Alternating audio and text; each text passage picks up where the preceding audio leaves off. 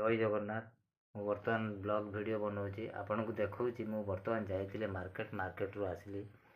ବର୍ତ୍ତମାନ ଲୁଗାଟା ପାଲଟିଛି।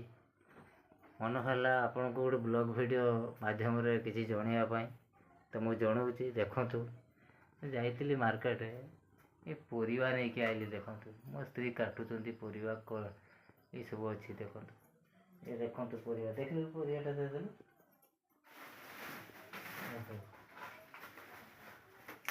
এই ପରିବା ଦେଖନ୍ତୁ, ଭଣ୍ଡା, ଆଳୁ, ଭେଣ୍ଡି, ଏସବୁ ପୋଟଳ, ସବୁ ଆକାଶ ଛୁଆଁ ରେଟ୍।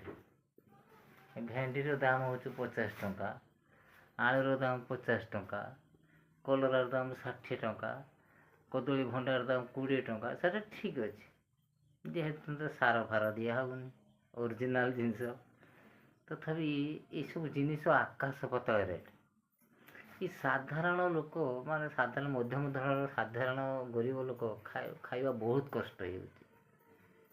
ତେଣୁ ଚିନ୍ତା କରନ୍ତୁ, କେମିତି ଗୋଟେ ଗରିବ ଘର ଲୋକ ଚଳିବ। ଆଳୁ ତ ଆକାଶ ଛୁଆଁ ରେଟ୍, ମିଳୁନି। ଛୋଟ ଛୋଟରେ, ଏଇ ଛୋଟ ଛୋଟ, ଯେଉଁଟାକି ଆମ ଖାଇବା ଗୁରୁ ଖାଇବା ଜିନିଷ, ସେଟା ଆମେ କିଣିକି ଆଣୁଛେ ବାଧ୍ୟ ହେଇକି। କ'ଣ କରିବୁ? ବେଙ୍ଗଲ ବାଲା ଦେଉଛନ୍ତି। ଜୟ ଜଗନ୍ନାଥ। ରହୁଛି। ଯଦି ମୋର ଭିଡ଼ିଓଟି ଭଲ ଲାଗିଥାଏ ଗୋଟେ ଲାଇକ୍ ଦେବେ, ଚ୍ୟାନେଲକୁ ସବସ୍କ୍ରାଇବ୍ କରିଦେବେ। ରହୁଛି। ଜୟ ଜଗନ୍ନାଥ।